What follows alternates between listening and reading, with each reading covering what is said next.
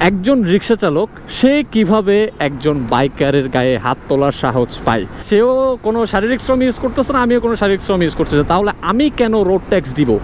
যদি সে আমার গায়ে হাত তোলার রাইটটা পায় তাহলে আমি কেন প্রতি বছর রোড ট্যাক্স দিব? আমি কেন রেজিস্ট্রেশন করব? আমি কেন লাইসেন্স করব?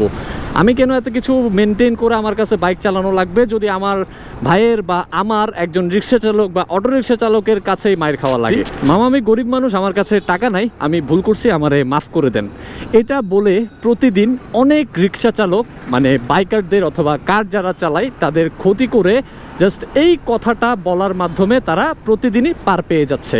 অ্যান্ড আজকে থেকে আমরা বাইকাররা, স্পেশালি আমরা বাইকার যারা আছি, তারা তাদেরকে মাফ করে দেওয়ার বা ক্ষমা করে দেওয়ার দিন শেষ। অ্যান্ড এই কথাটা আমি কেন বলছি, হ্যাঁ এক্সপ্লেন করি। আজকে বেসিক্যালি আপনাদের সাথে এই ব্যাপারটা এক্সপ্লেন করার জন্যই আসছি। রিসেন্টলি সোশ্যাল মিডিয়াতে একটা ভিডিও ভাইরাল হয়েছে, আপনারা যারা বাইকাররা আছেন তারা অলরেডি জানেন ব্যাপারটা। সেটা হচ্ছে একদল রিক্সা চালক বা একদল টেসলা ড্রাইভার, অটোরিক্সা চালক মিলে একটা বাইকারকে বেদম মারধর করছে। মানে আমি দেখছি শুধুমাত্র একটা বাইকারকে মারছে, তার বাইক ভেঙে দেওয়া হয়েছে, এতটুকু পর্যন্ত আমি ভিডিওতে দেখছি। অ্যান্ড সো এই ভিডিওটা সকালেই আমার চোখে পড়ছে। অ্যান্ড এই ভিডিওটা চোখে পড়ার পরে মানে অ্যাজ এ বাইকার আমার নিজের কাছে নিজের লজ্জা লেগে উঠলো। কেন লজ্জা লেগে উঠলো ব্যাপারটা এবার আপনাদের সাথে শেয়ার করি। একজন রিক্সা চালক সে কিভাবে একজন বাইকারের গায়ে হাত তোলার সাহস পায়? এখন আপনারা এটাকে এভাবে দেখতে পারেন যে সেই রিক্সা চালক, তাই বলে কি সে মানুষ না? আপনি তাকে ছোট করে কিভাবে কথা বলতেছেন? ব্যাপারটা কিন্তু এই জায়গায় না। পয়েন্টটা যদি আপনারা এটা ধরে থাকেন তাহলে অবশ্যই আপনারা ভুল পয়েন্ট ধরতেছেন। পয়েন্টটা আমি আপনাদেরকে একটু ধরাইয়া দিই। সে একজন রিক্সা চালক, বাট সে যে রিক্সাটা চালাচ্ছে বা ব্যাটারি রিক্সা যেটা চালাচ্ছে সেটা কিন্তু বাংলাদেশের রাস্তায় অথবা হাইওয়েতে এখনো পর্যন্ত অবৈধ।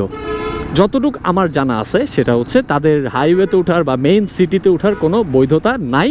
তারপরও প্রতিনিয়ত তারা আইনকে বুড়া আঙ্গুল বা বৃদ্ধাঙ্গুল দেখায় প্রতিনিয়ত চলাফেরা করতেছে অ্যান্ড প্রতিনিয়তই মানুষের ক্ষতি করে যাচ্ছে। অ্যান্ড রিসেন্টলি আমি নিজেও এই ক্ষতির সম্মুখীন হয়েছি। বাট এই একটা কথার কারণে, মামা আমি গরিব মানুষ, আমারে মাফ করে দেন, এই একটা কথার কারণে আমি নিজের ক্ষতিটা নিজের পকেট দিয়ে কি করছি, পোষাইতে হয়েছে। বাট এতটুকু পর্যন্ত ব্যাপারটা ওকে, ফাইন, মানা যায়, সহ্য করা যায়।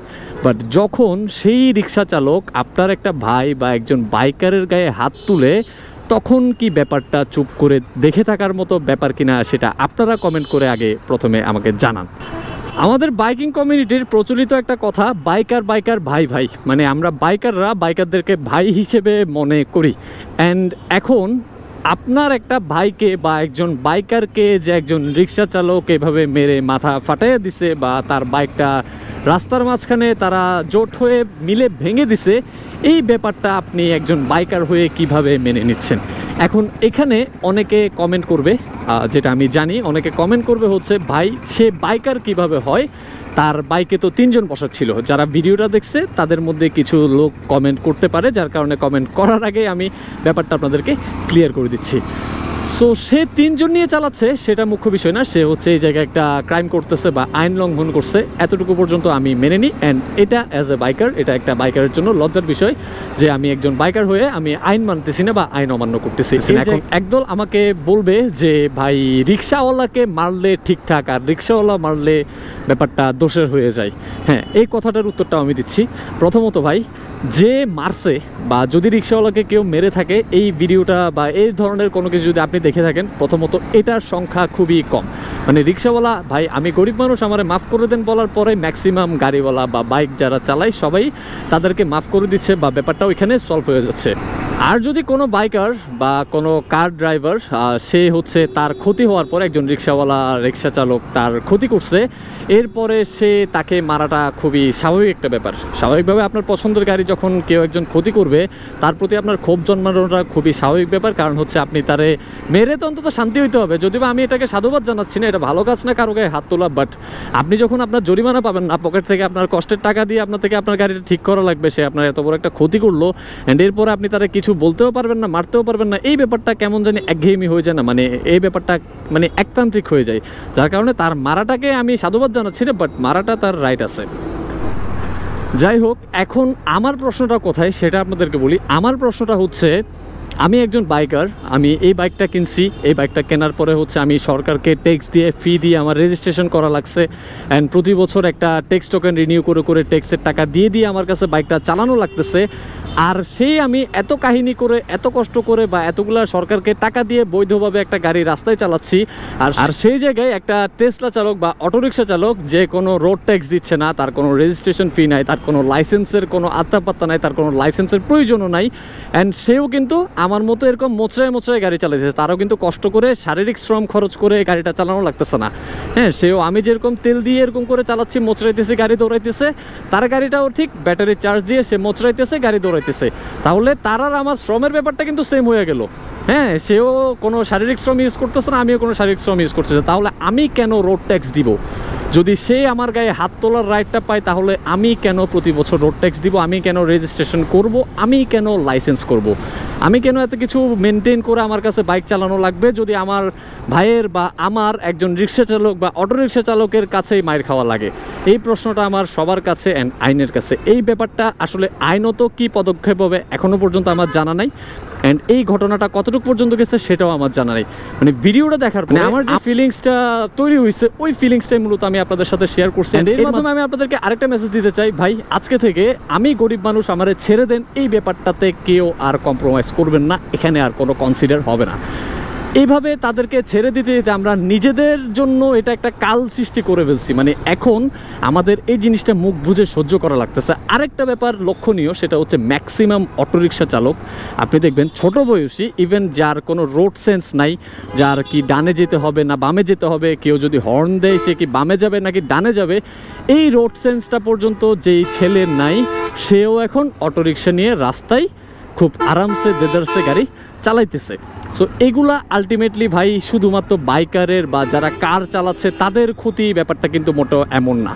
আলটিমেটলি আপনাদের অটোরিকশার বিরুদ্ধে কেন কথা বলতে হবে, অটোরিকশার বিরুদ্ধে কেন দাঁড়াইতে হবে, বা আপনি যদি একজন সাধারণ মানুষ হয়ে থাকেন তাহলে আপনি কেন আমার পক্ষে কথা বলবেন, মানে অটোরিকশার বিপক্ষে আপনি কেন কথা বলবেন, সেটাও আপনাদেরকে বলি। ভাই ঢাকা শহরে বা চট্টগ্রাম শহরে বা বিভিন্ন জায়গায় ম্যাক্সিমাম জ্যাম কিন্তু সৃষ্টি হচ্ছে কিসের কারণে আপনি জানেন? অটোরিকশার কারণে। এমনও অ্যাক্সিডেন্টের ঘটনা ঘটছে যেখানে বড় গাড়ি ডিরেক্ট হাইওয়েতে চালাচ্ছে, সেই জায়গায় কোনো একটা অটোরিকশার কারণে, অটোরিকশা এরকম হুটহাট ঘুরে দিছে, এরকম কারণে বড় বড় গাড়িরও অ্যাক্সিডেন্ট হয়েছে, অনেক মানুষ মারা গেছে, এরকমও হিস্টোরি আমরা দেখছি, অ্যান্ড এখনও ব্যাপারটা কন্টিনিউ হচ্ছে। সো এই জায়গায় এই বিষয়টি নিয়ে কথা বলাটা শুধুমাত্র বাইকারদের দায়িত্ব না, সেটা হচ্ছে প্রত্যেকটা মানুষের দায়িত্ব, যারা হচ্ছে আপনার শহরটাকে সুন্দর পরিচ্ছন্ন অ্যান্ড আপনার যাতায়াতটাকে ইজি অ্যান্ড সেফ করতে চান, তাদের সকলেরই প্রয়োজন এই ব্যাপারটা নিয়ে কথা বলা। অ্যান্ড এটার বিচার কতটুকু কি হবে আমার জানা নাই, বাট এটার যদি কোনো সুষ্ঠু বিচার না হয় বা এটার যদি কোনো রেজাল্ট আমরা না পাই, তাহলে এত বড় বাইকিং কমিউনিটির বাংলাদেশে প্রয়োজন নেই। অ্যান্ড বর্তমানে বাংলাদেশে বাইকিং কমিউনিটির যে অবস্থা, মানে ইনাফ ব্রড একটা কমিউনিটি কিন্তু বাইকাররা তৈরি করছে। হ্যাঁ, বাইকারদের কমিউনিটিটা কিন্তু আগের মতো আর ছোট নেই, আগেও কোনো কালে ছোট ছিল না, এখনও ছোট নেই, অ্যান্ড এখন আরও দিনে দিনে ব্যাপারটা আরও অনেক বেশি বড় হয়ে গেছে। এত বড় একটা কমিউনিটি নিয়ে আমার একজন বাইকার বা একজন ভাই যদি রাস্তায় রিক্সা চালকের কাছে মাইর খাইতে হয়, তাহলে এই কমিউনিটিতে তো মানে আপনারাই বলবেন ব্যাপারটা, আমি কিছু বলবো না। মানে এই কমিউনিটিটার আর প্রয়োজনটা কি, যেখানে আমি আমার একজন বাইকারের জন্য কিছু করতে পারবো না, একজন বাইকারের জন্য বা বাইকারদের জন্য কোনো কন্ট্রিবিউশনই থাকবে না আমার, আমি দুইটা কথাও বলতে পারবো না। সেই জায়গায় আসলে আমার যেখানে কোনো কন্ট্রিবিউশন নেই, সেখানে আসলে আমার কোনো কাজ নাই বা এখানে আমার কোনো গুরুত্ব নেই। হ্যাঁ, ব্যাপারটা এরকমই হয়ে যায়। সো অনেককে আমি এই ব্যাপারটা নিয়ে কথা বলতে দেখছি, যারা এই ব্যাপারটা নিয়ে আওয়াজ তুলছে, অ্যান্ড আমি চাইবো আমার এই ভিডিওর মাধ্যমে যারা দুই একজন যারা দেখতেছেন তাদেরকে বলবো যে ভাই, আপনারা যদি বাইকার হন বা বাইকার না হন, আপনি যদি কার চালান বা না চালান, আপনি যদি একজন সাধারণ মানুষও হয়ে থাকেন, তাহলে আপনার এই অটোরিকশার বিপক্ষে কথা বলা উচিত। কারণ হচ্ছে এই অটোরিকশা কখনো আপনাকে একটা সেফ জার্নি দিতে পারবে না। এটার কারণে আপনি মানে ইন ফিউচারে আপনি খালি ক্ষতির সম্মুখীন হবেন, আপনার কোনো লাভ আসলে আমি দেখতেছি না। অদূর ভবিষ্যতে আমি এই অটোরিকশার দ্বারা কোনো লাভ হবে এই ব্যাপারটা আমি দেখতেছি না। So that's it. আমার ব্যক্তিগতভাবে অনেক বেশি ক্ষোভ ছিল, বাট ভিডিওতে আসলে ওই ক্ষোভটা ঝাড়ার মতো কোনো সুযোগ নাই। এখানে নিরপেক্ষভাবেই কথা বলতে হয়, নিরপেক্ষভাবেই কথা বলছি। বাট পার্সোনালি আমি অটোরিকশাকে এখন ইন রিসেন্ট যে ঘটনাগুলো ঘটছে এরপর থেকে আমি খুব বেশি পরিমাণে হেট করি। অ্যান্ড একটা সময় আমি তাদেরকে সিম্পেথি দেখাইতাম, তাদের প্রতি আমার একটা সফট কর্নার ছিল। গরিব মানুষ চালাচ্ছে, ঠিক আছে, ফাইন, ওকে, এটা আমি কনসিডার করি। বাট এখন টু বি অনেস্ট মন থেকে এই ব্যাপারটা আর কখনোই আসবে না। যখন তারা লাঠি সোটা হাতে নিয়ে নিছে, যখন তারা অ্যাটাক মোডে চলে গেছে, তখন হচ্ছে তাদের প্রতি সহানুভূতি দেখানোর মতো কোনো সুযোগ আর নাই।